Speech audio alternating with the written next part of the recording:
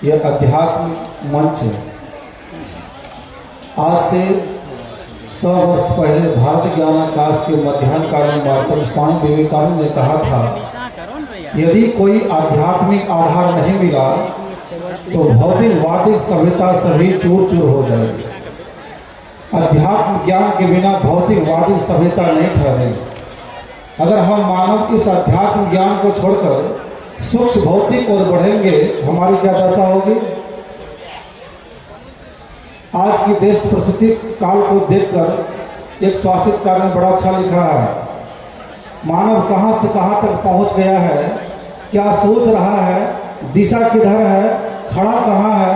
भौतिक ज्ञान से भी सूक्ष्म भौतिक ज्ञान में परिपूर्ण रहकर मानव कहां से कहां पहुंच, इसका दशा को देखकर शासितकार ने लिखा, आदमी की शकल से अब डर रहा है आदमी को मारकर घर भर रहा है आदमी ही मरता है आदमी, समझ में आता नहीं क्या कर रहा है आदमी। ऐसा क्यों भाई? इसी अध्यात्म ज्ञान कमी होने के कारण। इसलिए संतों ने कहा, इस अध्यात्म ज्ञान की नितांत आवश्यकता प्रत्येक व्यक्ति की होना चाहिए। आपके पास सब कुछ है, अगर अध्यात्म ज्ञान नहीं है तो प्रभु की नजर में आप कुछ नहीं है। ये कवि ने बड़ा अच्छा कहा, धन बल, जन बल, बुद्धि अपार, अध्यात्म ज्ञान बिनो सब कुछ बेकार। आपके पास सब कुछ है, अगर अध्यात्म ज्ञान नहीं है, भक्ति नहीं है, साधना नहीं है, सत्संग नहीं है, आपके अंदर धर्म नहीं है, प्रभु नजर में आप कुछ नहीं है। इसलिए भगवान का वचन में और संतों ने कहा, साहब के दरबार में केवल भक्ति प्यार, उनके दरबार में केवल भक्ति से ही नाता परमात्मा से होते हैं, भक्ति नहीं तो आप कुछ नहीं। इसलिए भगवान राम ने अपने जीवन काल में प्रजाजनों को, गुरुजनों को, प्रवासियों को, ब्राह्मणों को, नगरवासियों को बुलाकर इसी अध्यात्म ज्ञान की कथा सुना रहे हैं। भगवान राम कह रहे हैं, हे प्रजागणों, मैं तन मत, जात मत, धन मत, विद्या मत, राज मत, किसी मत को पाकर मैं आदेश करने की नहीं जा रहा हूँ, लेकिन राजा का जो कर्तव्य प्रजाओं के ऊपर होता है वही अपना वादा निभाने के लिए आप लोग को उपदेश कर रहा हूँ। भगवान राम क्या कह रहे हैं? बड़े भागे मानुष तने पावा, सुर दुर्लभ सब ग्रंथ ही गावा। भगवान राम कह रहे हैं, हे प्रजागणों, यह मनुष्य का शरीर बड़े भाग्य से मिला है और यह शरीर देवताओं को भी दुर्लभ है। क्यों बड़े भाग शब्दों का प्रयोग भगवान राम करते हैं? इसलिए जो मानव तन से जो कार्य हो सकता है, जो कर्म हो सकता है, वह अलावा किसी भी शरीरधारी प्राणियों से नहीं, और प्लस किसी भी लोकांतरों में रहने वालों से भी नहीं। हम लोगों से विशेष व्यवस्था सुविधा में देव लोग हैं, किन्नर लोग हैं, गंधर्व लोग हैं, स्वर्ग में रहने वाले, गौलोक में रहने वाले, ब्रह्मलोक में रहने वाले, शिवलोक में रहने वाले, गंधर्व लोक में रहने वाले, जनलोक में रहने वाले, तपलोक में रहने वाले, वह सब हमसे विशेष व्यवस्था और आयु भी बढ़े। लेकिन उन लोगों के लिए बड़े भाग शब्दों का प्रयोग नहीं, केवल मनुष्य के लिए करते हैं। क्यों? इसका कारण होगा। इसका कारण यह है, इसका कारण 4-5 तो सुनाता हूं ताकि समझ में बात आ जाएगी। भगवान राम इसलिए कह रहे हैं, बड़े भाग गुरुदेव का वचन में आया, केवल नर ही तन से मुक्ति कमाओ, केवल मनुष्य शरीर से ही मुक्ति लाभ हो सकता है। मनुष्य शरीर के अलावा किसी भी शरीरधारी प्राणियों से, किसी भी लोकांतर में रहने वालों से भी नहीं हो सकता है। इसलिए मनुष्य के अंतर्गत 72,000 नाड़ियां हैं।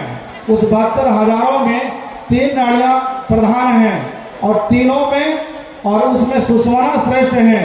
जिस शरीरधारी प्राणियों में ईड़ा और पिंगला के बीच में सुषुम्ना नाड़ी है, जिस नाड़ी को हम दशम द्वार कह सकते हैं, जिसके अंदर दशम द्वार का रास्ता हो, ऐसे शरीरधारी प्राणियों से परमात्मा का साक्षात्कार हो सकता है, बाकी और किसी शरीरधारी प्राणियों से नहीं।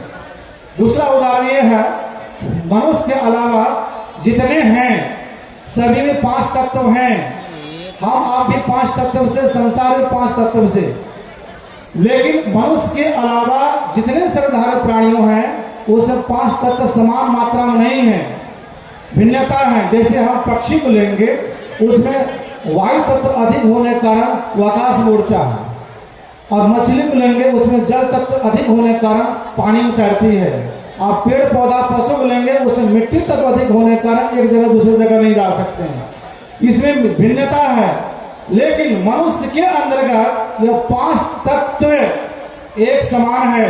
जिस शरीर के अंतर्गत 5 तत्व मिट्टी जल अग्नि वायु आकाश, जिस शरीर के अंदर 5 तत्व समान मात्रा में है, ऐसे सर्वधारी प्राणियों से परमात्मा का साक्षात्कार हो सकता है। इसलिए श्री राम ने कहा बड़े भाग मानुष तन पावा, क्योंकि देव दुर्लभ, मनुष्य के अलावा देवता लोग हैं, किन्नर लोग हैं, गंधर्व लोग हैं, जो भी लोग लोकांतर में रहने वाले हैं, उसमें केवल भोग है। योग केवल मनुष्य से हो सकता है, और योग करके परमात्मा का साक्षात्कार केवल मनुष्य ही कर सकते हैं। इसलिए भगवान राम ने कहा साधन धाम मोक्ष कर द्वारा, पायन जही परलोक सवारा। साधनों का धाम और मोक्ष का द्वार केवल मनुष्य में ही है। इसमें क्या क्या विशेषता है, ज्ञान सगली तंत्र का ऋषि ने बतलाया है। देहस्था सर्वविद्यास,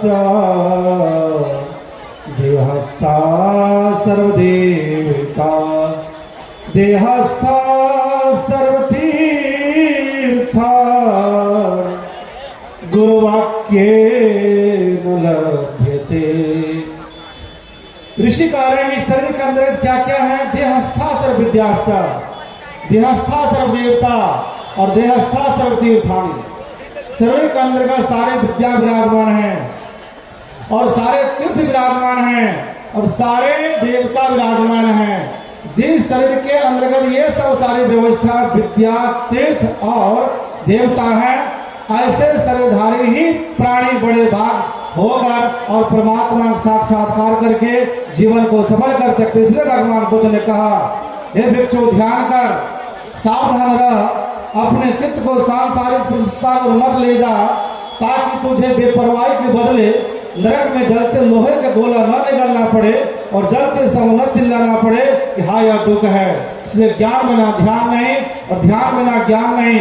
जो ज्ञान और ध्यान दोनों रखते हैं वे निर्वाण के समीप हैं, और निर्वाण को प्राप्त करने के लिए मनुष्य का शरीर मिला है।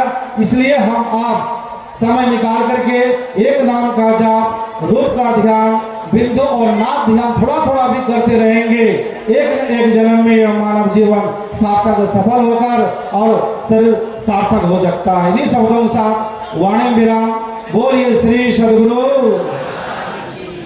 और सज्जनों, अभी स्वामी श्री निर्मलानंद जी महाराज नेपाल वाले ने बड़ा क्रम और सजाकर कहा कि मनुष्य शरीर की क्या महिमा है।